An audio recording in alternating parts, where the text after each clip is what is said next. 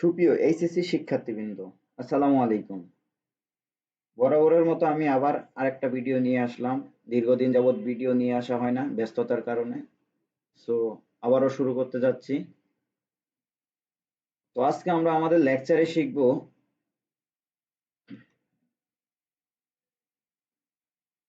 Algorithm কি, flowchart কি এবং সুডোকোড কি।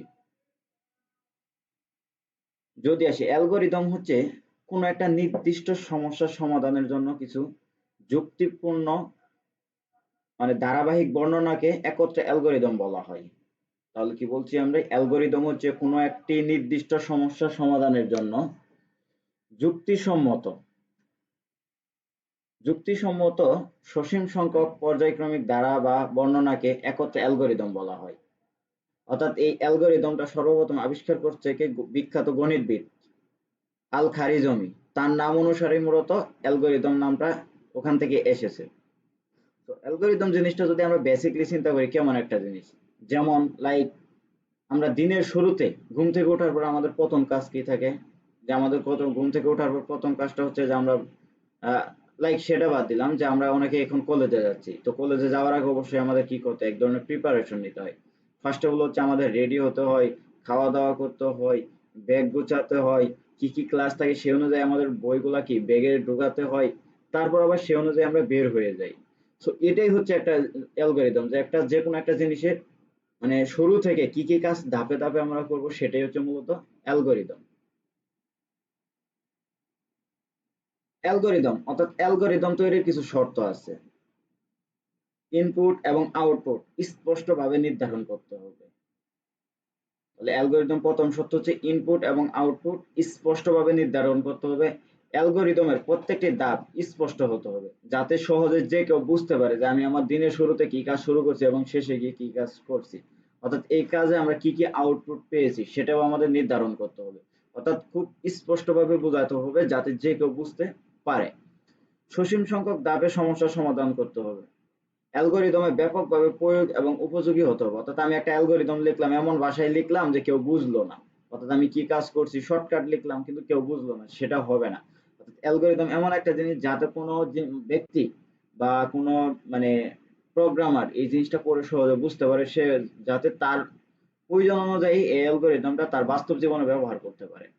অ্যালগরিদম কোনো কম্পিউটার কোড না থাকা যাবে না, বরং অ্যালগরিদম এমনভাবে লিখতে হবে যা একই ধরনের প্রোগ্রামিং ভাষার জন্য ব্যবহার করা যাবে।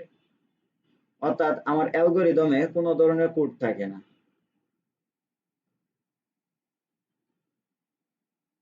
তারপর সে অ্যালগরিদম তৈরির কিছু সুবিধা। একটা অ্যালগরিদম তৈরি করতে গেলে আমাদের কিভাবে ধাপে ধাপে কাজ করতে হয় এই জিনিসটা সহজে বুঝতে পারি, ফলে প্রোগ্রামার যারা তারা কোডিং গুলা লিখতে তাদের জন্য অনেক ইজিলি হয়।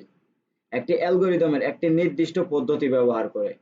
এটি কোনো প্রোগ্রামিং ভাষার উপর নির্ভরশীল নয়, যেটা আমরা আগেই বলেছি। তাই প্রোগ্রামিং জ্ঞান ছাড়াও এই জিনিসটা কি করা যাবে। অর্থাৎ আমি প্রোগ্রামিং পারি না, মাথায় ঢুকে না, সেই জিনিসটা আলাদা বিষয়। কিন্তু অ্যালগরিদমের ক্ষেত্রে কোনো প্রোগ্রামিং নলেজ থাকা যাবে না। অর্থাৎ যার নাই সেও পারবে, থাকা যাবে না সেটা আলাদা বিষয়, কিন্তু যার আছে সে তো পারবে। যার প্রোগ্রামিং নলেজ নাই, যে আমি প্রোগ্রামিং স্কিপ করতে চাচ্ছি এইচএসসি তে, সেও পারবে অ্যালগরিদম, কারণ এদিক থেকেও একটা কোশ্চেন আমাদের আসে। এটি কোনো প্রোগ্রামিং ভাষার উপর নির্ভরশীল নয়, তাই প্রোগ্রামিং জ্ঞান ছাড়াও যে কোনো কারোর পক্ষে এটা বোঝা সহজ।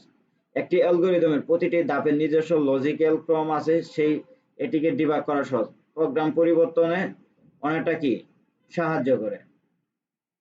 তাহলে গেল এটা হচ্ছে আমাদের অ্যালগরিদম গেল। তারপরে আসি, লাইক ধরেন দুইটা সংখ্যার গড় নির্ণয়ের জন্য আমরা একটা অ্যালগরিদম করব। তাহলে আমরা কয়টা সংখ্যার গড় নির্ণয়ের জন্য একটা অ্যালগরিদম লিখবো? দুটো সংখ্যা। তাহলে গড় বলতে কি বোঝাই আমরা? যে যে দুইটা সংখ্যা নিব, লাইক 10 আর 20 সংখ্যা নিলাম, এই দুইটা সংখ্যাকে যোগ করে আমরা কয়টা সংখ্যা নিছি সেই মান দ্বারা কি ভাগ করে দেবো। অর্থাৎ দুইটা সংখ্যা যেহেতু নিছি তাহলে 2 দ্বারা ভাগ করে দেবো। তাহলে প্রথম কাজ কি আমাদের শুরু করতে হবে? প্রথম কাজ হচ্ছে কি আমাদের, এই যে ধাপ শুরু 1 শুরু করলাম। দ্বিতীয় নাম্বার ধাপ কি আমাদের দুইটা সংখ্যা নিতে হবে। লাইক হচ্ছে কি 10 আর 20 নিলাম। তাহলে আমরা কি দ্বিতীয় নাম্বার ধাপে দিতে পারি যে আমার কি করব, দুটি সংখ্যা নেই। ইনপুট হিসাবে দুটি সংখ্যা নিব, যা এ এবং বি চলকের মান হিসাবে আমরা রেখে দিব। অর্থাৎ দুইটা সংখ্যা আমরা 10 নিলাম, কেউ নিবে 20। তাহলে তো কি এক একজন তো এক এক হবে, সেক্ষেত্রে আমি রাখছি যে এমন একটা ইনপুট নিব, প্রথম ভ্যালুটা এর মধ্যে রাখবো। অর্থাৎ এ নামক একটা লাইক ধরেন হচ্ছে যদি সহজভাবে বুঝি, ধরেন একটা মামপট আছে, যে কেউ একজন বললো যে আমি এই মামপটে আমার এই পানিটুকু রাখতে চাই, সে না ওই এ নামক বোতলের ভিতরে রাখবে। এবং আরেকজন মন চাইলো না আমি এই পানিটা ফেলে দিয়ে আমি আমার পানি রাখবো, সেক্ষেত্রে একটা নির্দিষ্ট একটা চলকের মধ্যে রেখে দিব। সেম ভাবে বিটাও, অর্থাৎ ইনপুট হিসাবে এ ও বি চলকের মান আমরা কি করব, গ্রহণ করব। তারপরের ধাপ কি, যেহেতু আমাদের দুইটা মান যোগ করে সেই মান দ্বারা ভাগ করতে হবে, তারপর হচ্ছে মান দুটাকে আমরা কি করব, যোগ করে দেব। অর্থাৎ চাইলে এই জায়গায় ধাপ আমি আরো একটা ইউজ করতে পারতাম, বাট যোগ করে আমরা কত দ্বারা ভাগ করব, কয়টা মান গ্রহণ করছি সেই 2 দ্বারা আমরা ভাগ করে দিব। 4 নাম্বার ধাপ, ফলাফল প্রদর্শনটা আমরা কি করব এখন, যে আমার কি গড় মানটা আমরা কার ভিতরে রাখছি, ধরেন লাইক হচ্ছে যে এই জায়গাতে আমাদের গড় বের হবে, এই গড়টা আমরা রাখবো কার ভিতরে, এভারেজ নামক একটা ভেরিয়েবলের ভিতরে রাখবো। তখন এই এভারেজটা আমাদের কি আসবে, এই দুইটা মানের গড় আসবে, তখন আমরা কি ফলাফল হিসেবে কার মানটা প্রদর্শন করব, এই এভারেজের মানটা প্রদর্শন করব। তারপরে আমরা কি, যখন আমরা কি গড় নির্ণয় করা শেষ, তখন আমাদের কি প্রোগ্রামটাও কি শেষ হয়ে যাবে। তারপরে যদি দুইটা সংখ্যার ইনপুট নিয়ে যোগফল নির্ণয় করার অ্যালগরিদম দিই, তাহলে সেম ভাবে আমরা কি প্রথম ধাপ শুরু করব। তারপর দ্বিতীয় ধাপ হচ্ছে ইনপুট হিসেবে ও বি চলকের মান গ্রহণ করব। তারপর 3 নাম্বার ধাপ হচ্ছে কি, এ এবং বি দুইটা মান যোগ করব, যোগ করে আমরা কার ভিতরে রাখবো, এই সি এর ভিতরে রাখবো। অর্থাৎ লাইক কেউ এ এর মান 10 নিল, আরেকজন নিল 20, কেউ নিল এ এর মান 30, কেউ নিল 20, নিয়ে আমরা কার ভিতরে রাখতেছি, এ প্লাস বি এর মানটা কার ওইখানে যাচ্ছে, এই যে সি এর ভিতরে চলে যাচ্ছে। তখন ফলাফল হিসেবে আমরা সি কে কি করে দিব, প্রদর্শন করে দিব। তারপরে আমার কি অ্যালগরিদমের কাজ শেষ। তারপরে দুটি সংখ্যার ইনপুট নির্ণয় গুণফল নির্ণয় করার অ্যালগরিদম, অর্থাৎ দুইটা সংখ্যা নিব, এই দুইটা সংখ্যার ইনপুট নিয়ে আমরা গুণফল নির্ণয় করব। তাহলে কি করতে হবে, এটার মতোই সেম, যে ইনপুট হিসেবে আমরা শুরু করি,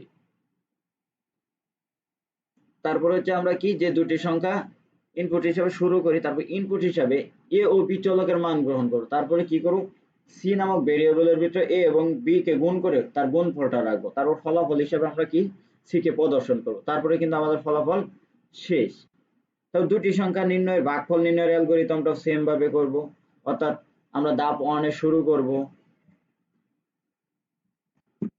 অর্থাৎ ধাপ 1 আমরা কি শুরু করব, ইনপুট হিসেবে ওই বি চলকের মান গ্রহণ করব। তারপরে সি, তার মানে কি ভাগফলটা আমাদের কি করতে হয়, সি প্রোগ্রামিং এর ক্ষেত্রে এই যে একটা স্ল্যাশ দিয়ে আমাদের কি করতে হয়, নির্ধারণ করে দিতে হয়। এই যে এই স্ল্যাশটা দেওয়া মানে হচ্ছে আমাদের ভাগফল প্রদর্শন করবে, অর্থাৎ নট ভাগশেষ। ভাগফল প্রদর্শন করার জন্য আমরা কোনটা, এই ব্যাক স্ল্যাশ ইউজ করব।